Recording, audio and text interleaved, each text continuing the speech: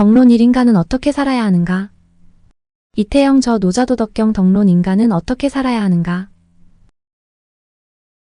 1덕은 도를 따르는 것이다. 도가 작동하여 유로서 존재하는 만물은 형상이 있고 작용을 한다. 이렇게 도가 유로서 존재하려면 각계의 사물에는 각기 다른 속성이 있어야 한다. 그래야만 만물은 다양성과 조화를 이루며 그 각각이 존재할 수 있는 근거를 갖게 된다. 그래서 도는 만물로 드러나면서 각각의 사물에 맞는 속성을 부여한다. 이것은 도의 또 다른 성질인데 이를 이르러 덕이라 한다. 따라서 덕이란 다음과 같이 무형의 도가 현상으로 드러난 각각의 사물에 내재된 속성이다. 도가 낳고 덕이 기른다. 그러면 만물은 형상을 이루고 작용을 한다. 옛날에 하나를 얻은 자가 있다. 하늘은 하나를 얻어서 맑으며 땅은 하나를 얻어서 편안하며 신는 하나를 얻어서 신령스러우며 계곡은 하나를 얻어서 가득 차며 만물은 하나를 얻어서 생성되며 군주는 하나를 얻어서 천하를 바르게 한다. 그 하나의 극진함으로써 그러한 것이다. 여기서 하나는 도가 각 사물에 맞게 부여한 속성인 덕이다. 따라서 덕의 참 본성은 도와 마찬가지로 하고자 함이 없어야 하고 스스로 그러해야 한다. 그러나 이미 다양한 현상으로 드러난 덕은 반드시 그렇지만은 않다. 더욱이 사사로움이 있는 인간에게는 탐욕과 시비, 분별이 있어서 더욱 그러하다. 그래서 인간의 덕에는 다음과 같이 상하의 차별이 있다. 최상의 덕은 덕으로 여기지 않는다. 그러한 까닭의 덕이 있다. 최하의 덕은 덕을 잃지 않으려 한다. 그러한 까닭의 덕이 없다. 최상의 덕은 무의여서 하고자 함이 없다. 최하의 덕은 인이여서 하고자 함이 있다. 따라서 인간은 항상 무의의 도를 따라야 바른 덕을 세울 수 있다. 큰 덕의 양상은 오직 도만을 따른다라고 한 것은 이 뜻이다. 도만 따르는 큰 덕은 도의 참모습과 같아서 소박하다. 이러한 덕을 높은 덕은 계곡과 같이 낮으며 넓은 덕은 부족한 듯하며 건실한 덕은 보잘것없는 듯하다고 한 것이다. 따라서 인간이 함양해야 할 덕은 도처럼 하고자 함이 없이 스스로 그러해야 하나 인간은 도처럼 무의할 수 없다. 이러한 까닭의 인간은 다음과 같이 여성이나 계곡과 같은 수용, 갓난아기와 같은 순수 또는 자연에 복종하는 것으로 덕을 함양해야 한다. 남성적인 양을 알면서 여성적인 음을 지키면 천하가 모여드는 신해가 된다. 천하가 모여드는 신해가 되면 항상 덕이 떠나지 않으며 갓난아기로 돌아간다. 명백하게 알면서 어둑하게 침묵을 지키면 천하의 모범이 된다. 천하의 모범이 되면 항상 덕이 어긋나지 않으며 무국인도로 돌아간다. 영광을 알면서 굴욕을 지키면 천하의 계곡이 된다. 천하의 계곡이 되면 항상 덕이 충족된다. 덕을 돈 후하게 간직한 것은 갓난아기로 비유할 수 있다. 뼈는 약하고 근육은 부드러우나 주먹을 단단히 쥐며 아직 암수의 교합을 모르나 성기가 산다. 이는 정기가 지극하기 때문이다. 종이로나 목이 쉬지 않는다. 이는 조화로움이 지극하기 때문이다. 일찍이 자연에 복종한다는 것은 덕을 거듭 쌓는다는 것이다. 덕을 거듭 쌓으면 극복하지 못하는 것이 없다. 극복하지 못하는 것이 없으면 그 덕의 끝을 알 수 없다. 그 덕의 끝을 알지 못하면 나라도 얻을 수 있다. 이처럼 덕을 간직하거나 쌓는다는 것은 도를 따르는 것이다. 그런데 덕을 쌓는다거나 도를 따르면 그것도 또한 그를 받아들인다. 이러한 점은 도나 덕의 인격적인 요소라고 할 수 있다.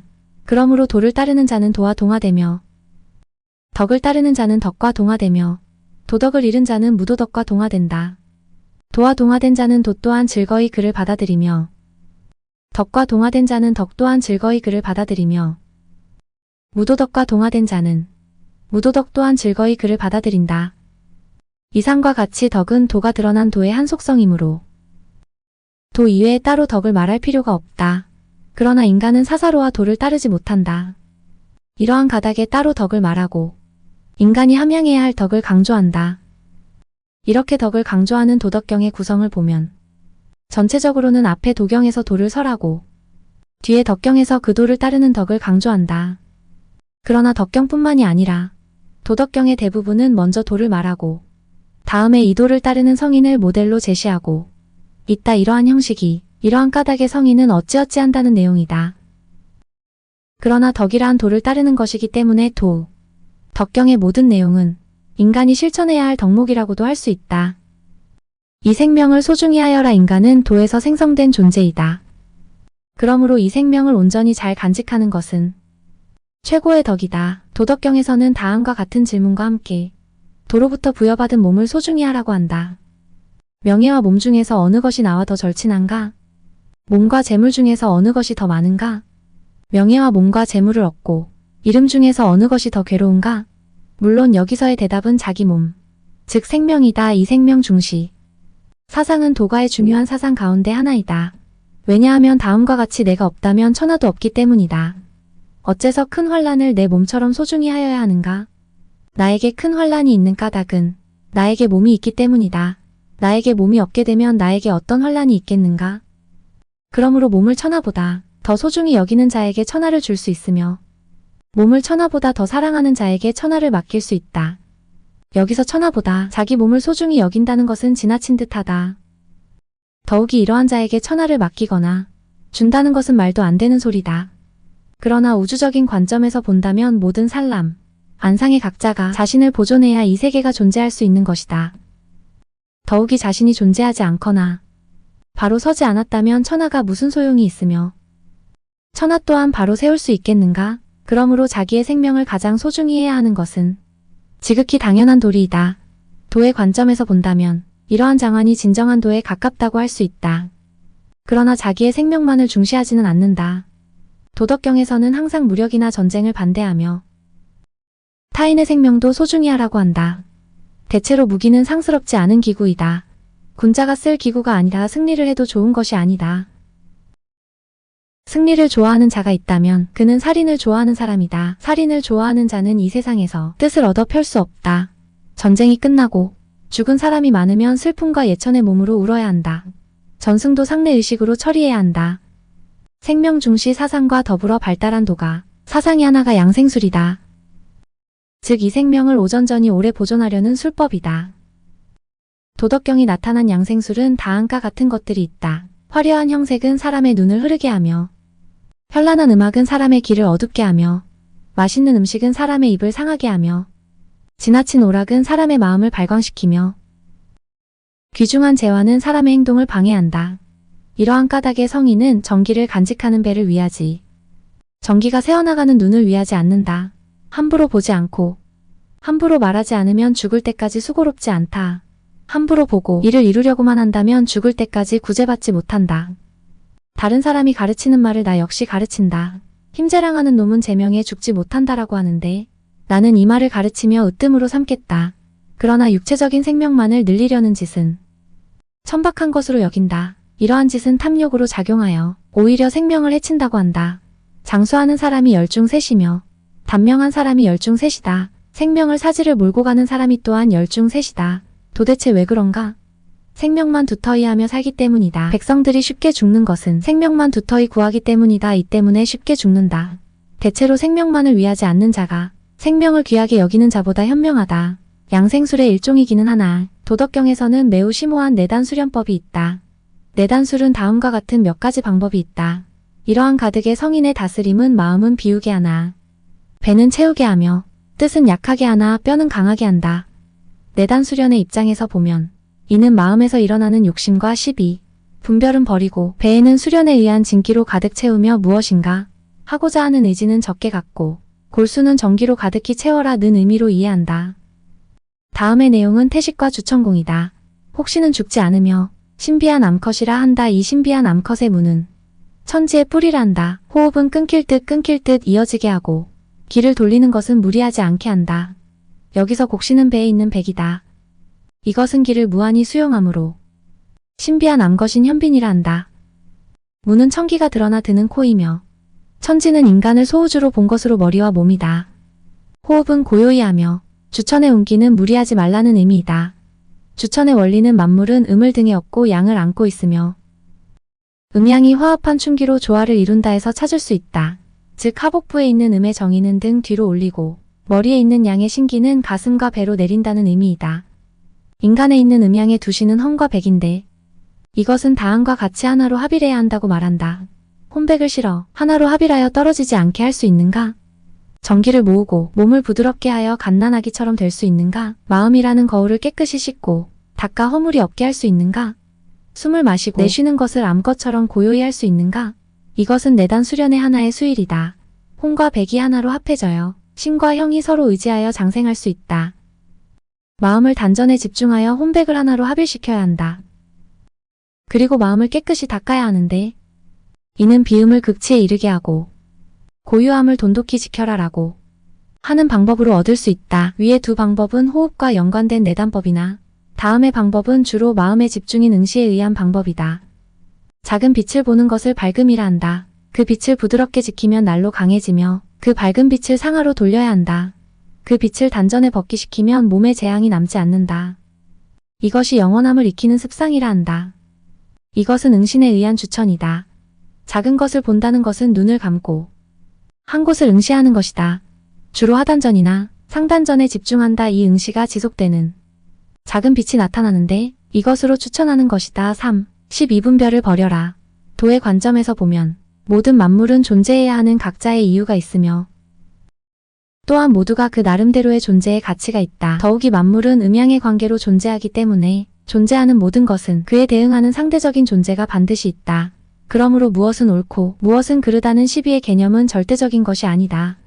예라는 대답과 그래라는 대답은 그 차이가 얼마나 되며 선이라는 것과 악이라는 것은 그 차이가 얼마나 되는가. 세상 사람들이 두려워하는 것은 나도 두려워하지 않을 수 없다. 그러나 시비분별이란 막연하여 그 끝이 없구나.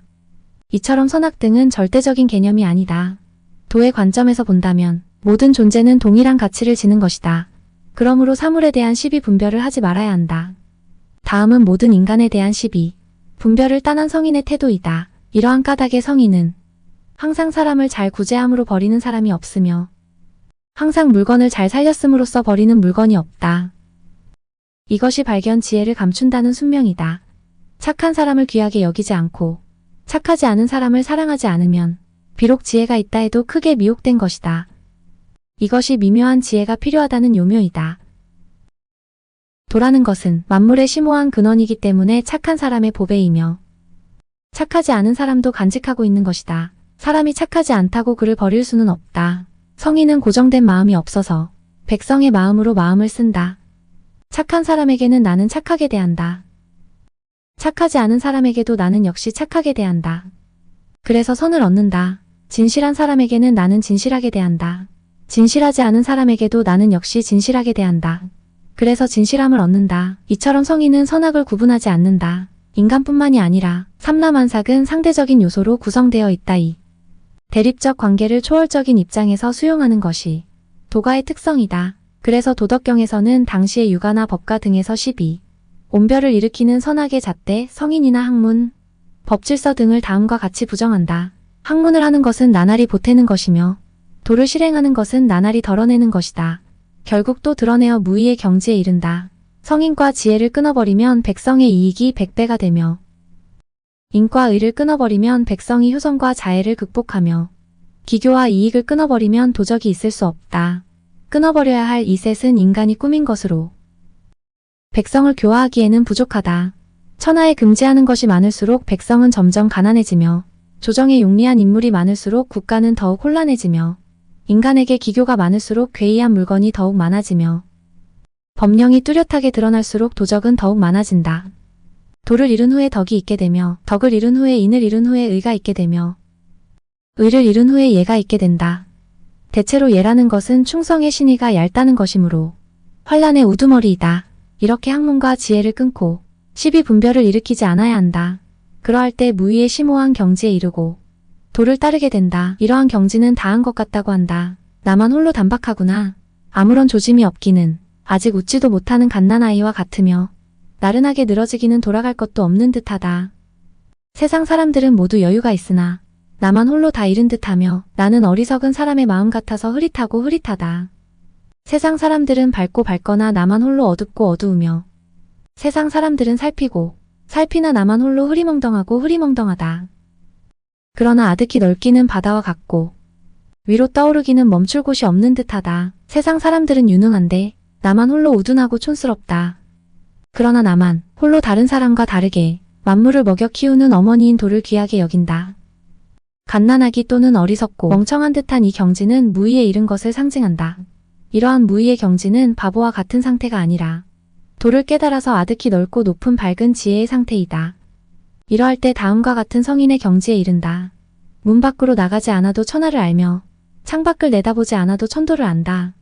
이러한 까닭에 성인은 가지 않고도 알며 보지 않고도 밝게 터득하며 하지 않고도 이른다. 사욕심을 버려라. 모든 종교나 윤리처럼 도덕경에서도 욕심을 버리라고 한다.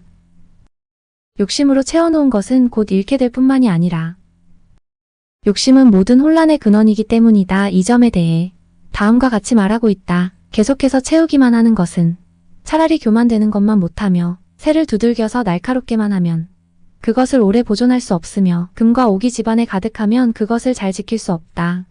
부귀해져서 교만한 것은 스스로 재앙을 쌓는 것이다. 일이 이루어지면 스스로 물러나는 것이 하늘의 도이다. 지나치게 탐행하면 반드시 크게 소비되며 너무 많이 쌓아두면 반드시 많이 잃게 된다. 만족할 줄 모르는 것보다 큰 재앙이 없으며 얻고야 말겠다는 욕심보다 더 큰 허물이 없다. 인간의 욕심은 그 끝이 없다. 그래서 무엇인가를 바라기만 보다는 만족할 줄 아는 것이 필요하다. 윤리학적으로 본다면 모든 불행은 욕심으로부터 생기며 행복은 만족으로부터 생기기 때문이다. 그래서 만족할 줄 알면 욕되지 않으며 멈출 줄 알면 위태롭지 않아서 장구할 수 있다고 한다. 또한 만족할 줄 아는 민족이 영원한 만족이다. 나든지 만족할 줄 아는 자가 부자다라고도 한다. 그래서 성인은 다함과 같이 욕심내지 않는다. 이러한 까닭에 성인은 지나침을 버리고 사치함을 버리고 편안함을 버린다. 이러한 까닭에 성인은 욕심내지 않기를 바라며 얻기 어려운 재화를 귀중하게 여기지 않으며 배우지 않기를 배운다. 이러한 까닭에 성인은 자신을 알아 자신을 드러내지 않으며 자신을 사랑하나 자신을 귀하게 여기지 않는다. 이러한 까닭에 성인은 천하를 위하나 그래서 다음과 같이 당장 일어나는 욕심을 버린다. 이러한 까닭에 성인은 자신을 뒤에 두려 하였으나 오히려 자신이 앞서게 되었으며 자신을 돌보지 않으려 했으나 오히려 자신이 보존되었다. 이것은 자기만을 위함이 없기 때문이 아니겠는가? 그래서 자기의 사사로움을 이룰 수 있다. 이러한 도를 지는 자는 가득 채우려고 하지 않는다. 오직 가득 채우지 않기 때문에 자신을 숨길 수 있으며 새로운 일을 벌리지 않을 수 있다. 이러한 까닭에 성인은 끝내 크게 되려 하지 않기 때문에 그 큰 것을 이룰 수 있다. 성인은 쌓아두지 않는다. 이미 남에게 베풀었으므로 자기에게 더욱더 있게 되며 이미 남에게 주었으므로 자기에게 더욱더 많아진다. 이처럼 성인은 자신의 욕심을 버림으로써 더 크게 이룰 수 있다. 이뿐만 아니라 백성들에게도 욕심이 일어나지 않도록 다스린다. 이러한 다스림에서도 먼저 자신의 욕심을 버리고 그들을 교화한다. 내가 욕심이 없으니 백성이 저절로 순박해진다. 얻기 어려운 재화를 귀하게 여기지 않아야 백성들을 훔치지 않게 할 수 있으며 욕심이 날만한 것을 보이지 않아야 백성들의 마음을 어지럽지 않게 할 수 있다. 항상 백성들을 무지무욕하게 한다.